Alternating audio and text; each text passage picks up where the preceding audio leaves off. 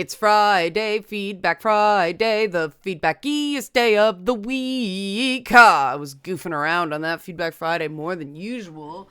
And this Feedback Friday, I'm going to try to combine two requests for videos because they come down to the same thing. That paper wrestling is notes, because I'm all over the place lately and I can't remember things unless I write them down. So one, I'm going to talk about protecting people without infantilizing them. And two, because this commenter said the safety freedom balance, I'm also going to talk about something I said later that somebody asked for a video on. The childlike is important to finding your center. And these are my way of framing certain concepts where the terms are really shitty, especially for men and assholes like me. But the premise behind them I do find useful, which is basically the idea that there is an emotional core to you as a human. And whether you call that an inner child, whether you call that a soul, whether you call it a divine spark, it's real. We are not purely logical beings. We have emotional needs, and meeting them is very important. We are even as adults, play is very important to people. And recognizing that soft, squishy center is also very important to people. And unfortunately, a huge majority of life tries to crush that out of us. And you're wondering what the hell I'm doing.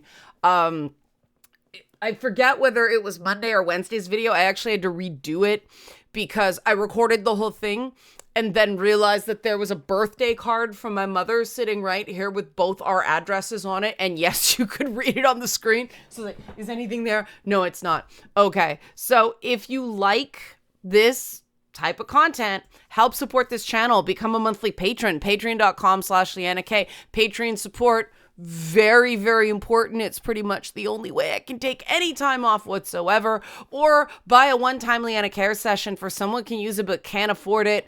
Coffee.com/Leanna K. Again, a lot of the donated sessions go towards subsidizing people who do pay something.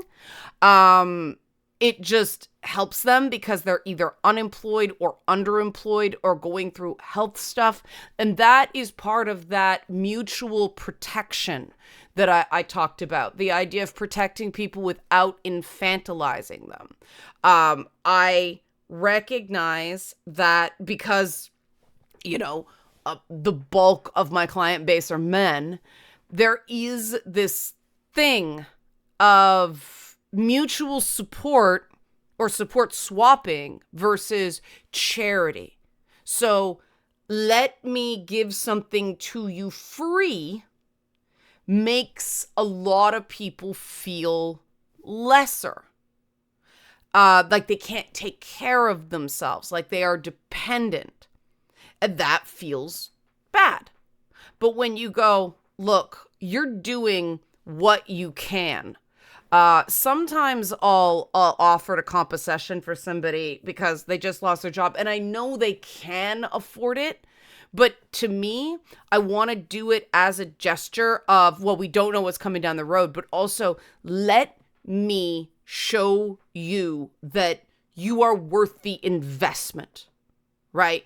I do those occasional freebies or discounts or stuff like that based on the idea that I believe in maintaining the client relationship long term, right? There are times that, I do not use subsidized sessions for this, but I'm really late for something and I'll say, look, I'm going to cut $10 off your next session because I was way late and this is not okay.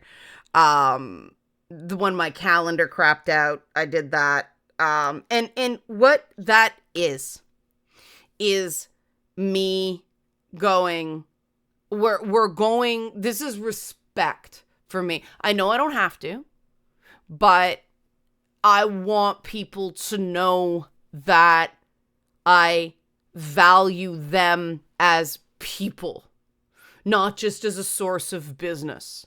And for me, that is being on the same team. It's like the phalanx, right? Okay, we're talking about the Roman Empire. We're thinking about it. It's my shield is going to protect me as well as the person beside me. And that's what I mean by protecting people without infantilizing them. If you notice somebody is really uncomfortable with something, don't just keep poking at it, right? If somebody is appearing self-destructive, not enabling is a form of protecting them, right? Recognizing that ego is our constructed self and not, emasculating men, quote unquote, for their own good is protecting someone without infantilizing them. And recognizing that someone has feelings and sometimes telling them the truth, this concept of tough love. Tough love is not abuse. Tough love is telling a person something they may not be ready to hear yet, so that maybe down the road they'll remember it and it'll save them from something worse.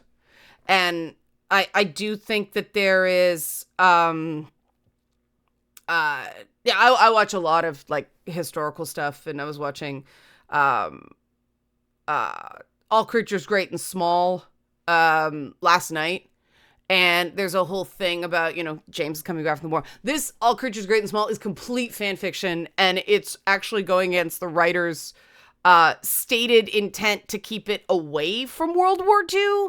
But it's still interesting because it surrounds these three guys who are very different guys, but they all love animals. And so it's sort of a subversive form of British masculinity. And so James Herriot, the main character, has come back from war. He got discharged because he got a cattle disease before he enlisted that gives him periodic fevers, so he can't fly planes.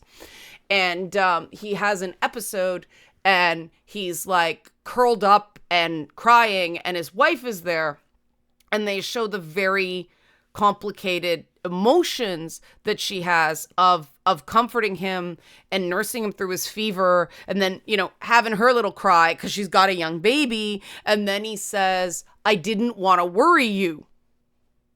And the look on her face is, well, you did, and why not? I can handle it. I'd rather you worried me early so I knew what was going on, instead of this thing coming out of nowhere that I didn't know about and I didn't know what to do. And that worrying someone early so that it's lessened, that's protecting people without infantilizing them. And this is where the childlike is important to finding your center comes from, right? Because and this is where it comes, like, from the videos I've been doing lately about men. Because men are coerced into chucking the childlike. The classic example is a guy like Joe Rogan going, video games are bad, video games are a waste of time. No, video games are fucking great, man. Like, hey, Joe Rogan, maybe play more video games to get those positive brain chemicals instead of smoking fucking drugs all the time, including when you are working, brah. I say this with respect, right? Holy shit. And I say this as somebody whose stack of shame, oh my God, it's getting upsetting at this point. I'm eating my words, okay, because I said I don't get FOMO, motherfucker, pirate Majima. What are they calling it? Majima Black Flag? I have FOMO. I am so behind, right? I haven't even started Yakuza 4. I'm so fucking behind. And people are like, oh, no, there's continuity. I'm like, I am missing pirate Majima. Like, what? Right? And people are like, oh, this doesn't matter. Okay, it doesn't, but it does. Because Majima Goro is a shining example of the childlike is important to finding your center. Because that dude knows who he is. That dude is evolved, okay? That dude has transcended. He is post fake adulting bullshit seriousness, right? And that's why everything is, okay, I'm gonna make a construction company and we're all gonna sing songs. I know that's a Japanese thing, but you know what I mean? Or I'm gonna pretend to be a zombie, or I'm gonna be a pirate, right? Like, he is unserious. And he's very serious about being unserious, because if he actually gets down into the misery. Now I have that fucking Arcane theme stuck in my head. But if he gets into the melodrama of misery, dude has been through so much. He's experienced so much pain and humiliation and helplessness. He's not going to be able to function. At least that's my interpretation of him. And it's not that Majima is being insincere. That's him. That's who he is. I mean, I see a lot of that. Like, I'm wearing a shirt, you know. This is the censored. We did a Spider-Man thing instead of Spider-Man shit. But, you know, there's a shining example of we did something for someone because we look after each other. And so it's like, all right, let's save this damn house, you know, Eileen's aunt's house. But instead of it being, it's so important, and don't you want to be a good person, I was like, we can do Spider-Man shit, right? And the Spider-Man shit caught on, and people are like, Spider-Man shit. And I'm pretty sure that people who wouldn't have, back then the poster child for this approach was Sally Struthers, of, for just $3 a day, you can help a starving child in Africa with flies coming around their head and whatever that white shit is on the corner of their face. You know, like, that was the be a good person. Nah. I think people see through that. But Spider-Man shit, they'll kick in a few bucks. That is how the childlike is important to finding your center. It is more authentic and sincere to go, let's do some Spider-Man shit. Like, we all know what this is about, right? And children, they say children are the perfect little narcissists. Everything's about them. And that's a good way of remembering that you actually have to give a kid a sense of self because it's not formed yet. Because it's actually not, well, it is true if you actually understand narcissism. A narcissist, everything is about them because they have no idea at their core who they really are. And those games are a very important element to a child figuring out who they are. And unfortunately, a lot of us get into adulthood not having totally completed that process because it was actively stunted somewhere along the line by people wanting us to adult when we were 10 years old. It was bullshit what we do to kids. And then that, you know, continues to wreak havoc on us as adults. And I did this incredible interview with a woman whose son, her name's Portia Lamb. She's going to be a guest on It's Not Therapy next week. It's pre-recorded. So, because, I mean, I interview people all around the world, say, hey, lady in Australia, can you show up at like 8 o'clock on a Thursday, my time? That's like morning. I think it's like 11 o'clock, Friday for her or whatever, right? But her son had a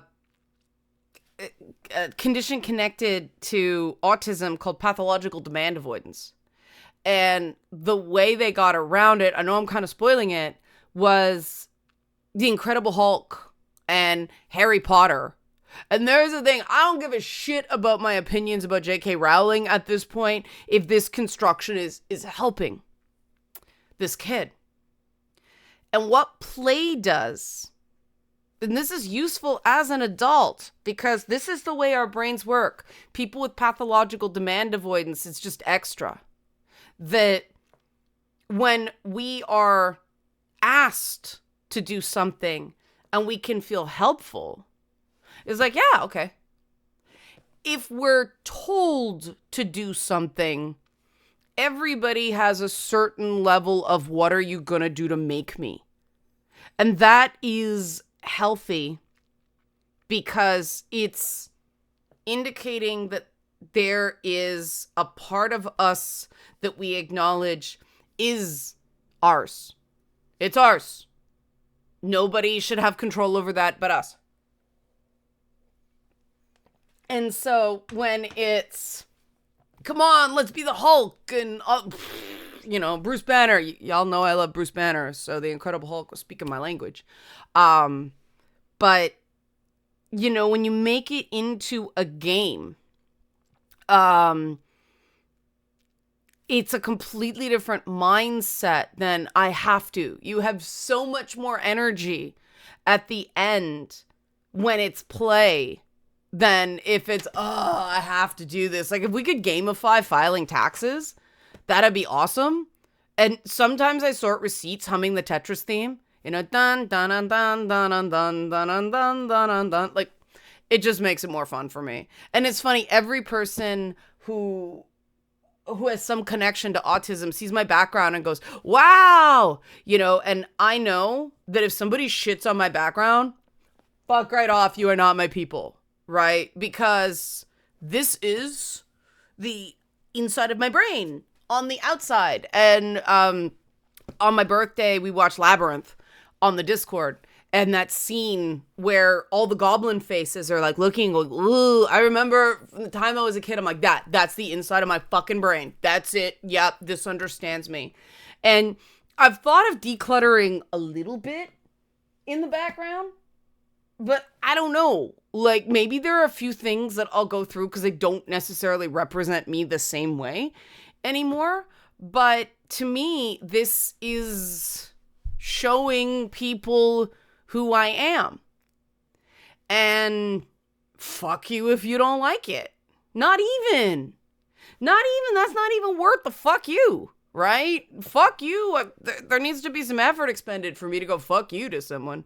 But see, the people who understand me and have my best interests at heart are like, nah, keep the background, it's cool, But if I wanted to change it sincerely, authentically, they'd be, yeah, okay. I mean, you either understand my stuff to possum or you do not. And that's okay if you don't. But the people who really get me get Morty, right? And this is because I am mature enough to not be serious all of the time.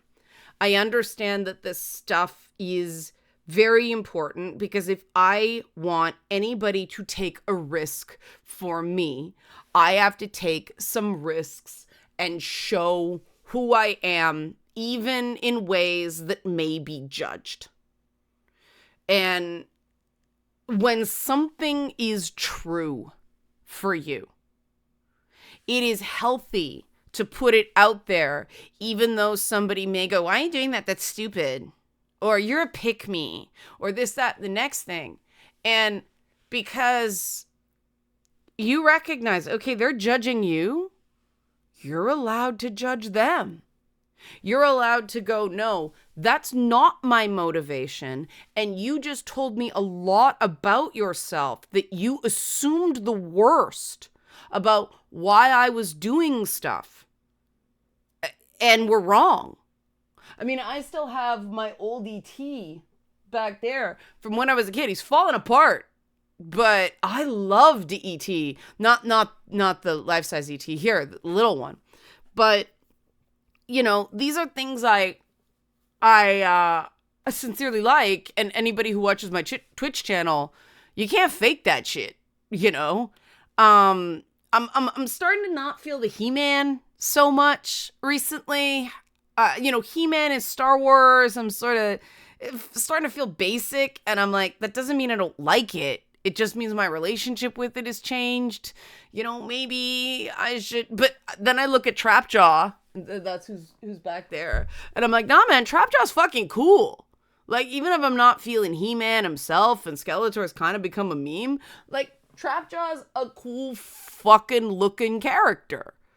And these things that are not mating and resources, right, are our individuality.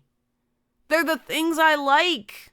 The fucking Snorlax is legitimately my favorite fucking Pokemon, right? Like, no joke. I loved Snorlax from the minute I'm like, he eats and sleeps, wakes up, kicks ass, goes back to eating and sleeping, goals. Like, that's awesome. And he's cool looking too, right? And this is the thing where people don't have to like the same things I do. Like, people can be, I don't like, Snorlax isn't my favorite. Bulbasaur is my favorite. Bulbasaur, or Eevee's my favorite. Or Pikachu's my favorite. There's somebody I call Pikachu because I choose him. And if you're allowed to go, this is my favorite, and other people are like, well, this is my favorite. And there's like, that's cool. We're allowed to have different favorites. Not just we're allowed to have different favorites. It's good we have different favorites, because why they are our different favorites is so important, I have a whole thing. I've got a Fin Fang Foom back there because, the dragon from Marvel, he's right next to the Spectre and the Watcher, and you people who are on the Discord know my love of bald characters, little bald characters, mostly. Solus is the man, but Fin Fang Foom was one that people are like, oh, it's Chinese stereotype, and it's like, yeah, but at the time the character was introduced, that was Asian inclusion. And fuck it, he's a cool looking dragon. Like, that is a badass giant hero click. I don't care. And you notice, it's weird because the things that are back there that aren't Marvel are all characters with red in their costumes. Like, I freaking love Plastic Man, right? I freaking love Vindicator, and Batwoman, and Batman Beyond. And yeah, there's a little tiny Spider-Man riding Fin Fang Foom. I thought that was cool. And then a Hulk Migo. And the Hulk Migo is both, I love the Incredible Hulk, but also I loved, they called it Twisted Migo Theater before it was called Twisted Toy Fair Theater. And Hulk was a major character. That it was this, like, posed toy photograph comic strip that they ran in Toy Fair magazine. And that is a deep cut. Toy Fair magazine was the toy collector's magazine back in the day, before all the guides were on the internet. And like, these are the things, is like, yeah, these are things, and that's something that people can judge. They can go at us like, you read that? Why did you read that? Why so nerd? Well, because I liked it. You're not even worth the fuck you. Right? You gotta show people who you are and let them believe you. That's the inverse of when someone shows you who they are, believe them the first time. If you want friends, if you want acceptance, you have to show people who you are. And rejection sucks, but it gets less sucky when you're not living and dying by other people's approval. Cause if I'm like, yeah, I think it's really freaking cool, it's like part of the reason Armin is so cool to me. First of all, Armin's my favorite Attack on Titan character. Listen to Armin. But I got this at a Value Village. He's missing one of his sheaths, the gas-powered thingies. But I saw him, I was like, Armin! And I took him to the cash, and the two girls there, the one girl kind of looked at it, and you could tell she knew what it was. And you could tell she didn't necessarily want anybody there to know. that she knew what it was. And so she said to the other girl, do you know what this is? And the other girl went, no. And I'm like, it's Armin from Attack on Titan. I'm like, listen, he's amazing, right? And I think everybody's just looking for permission to connect with stuff. And this is what fandoms do at their best. And so I am totally willing to be the person who goes, this is awesome, you know? And if somebody goes, oh, why do you like that? It's like, why don't you? I mean, if you don't, cool. But I'm sure there's some things that you like and I don't. And I'm not going to, oh, hi, Midna. And I'm not going to go, why do you like that? Because I'm not that kind of asshole. That is bullshit. And people who do the, why do you like that? I don't want to be around those sorts of people. Life is too freaking short for people who shit on things. I like being weird. That is me. And weird is my center. And if I try to be not weird, I'm miserable. And embracing the stuff that doesn't make sense. That's that inner child, right? It's not logical. It's not productive. It's play. And we need that. That is who we are, right? Anybody can push buttons. Anybody can work an assembly line, right? Not everybody can be deranged opossum, right? This is, look at him, he's cute, right? Opossums are amazing. And people are like, ew, I had a possum. They're weird looking. They eat trash. Exactly. They eat ticks. That's awesome. I want to be the living embodiment, the human embodiment of like eating the equivalent of like psychic ticks. Bye, bloodsuckers, smush, nom nom, right? This is all stupid. Of course it is. But this is me. And those of us who are protecting each other, protect each other's weirdness. Because that weirdness, the not normal bits of you, is what make you an individual. And we only value our own individuality by going to other people, hey, leave him the fuck alone. You know, he's not doing anything wrong. Just leave him be. If you don't like it, fuck off over there. Let him be him. You know, if it's not hurting anybody, if it's making him happy, if you don't want to play too, leave him the fuck alone. Or you deal with fucking me. That is what I mean by protecting somebody without infantilizing them. Because if the guy said, no, it's okay, I back off. The core to not infantilizing someone is you're not telling them what to do. You are supporting what they want to do.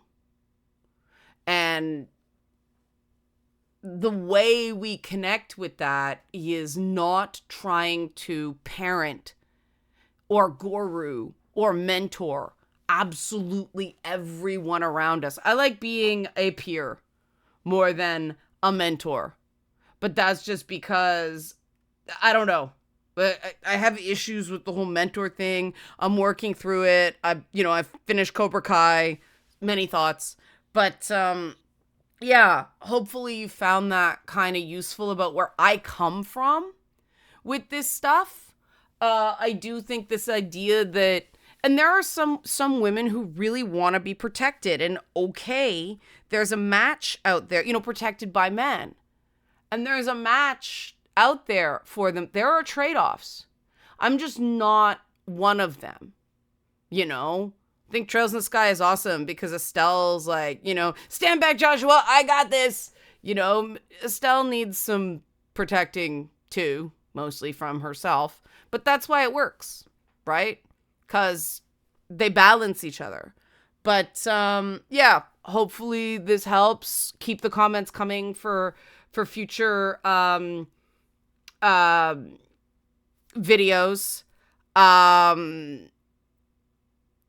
And thanks. Help support this channel. Become a monthly patron. Patreon.com/LeannaK. Or buy a one-time Leanna Cares session for someone who can use it but can't afford it. Coffee.com/LeannaK. Thanks for watching and have a great weekend.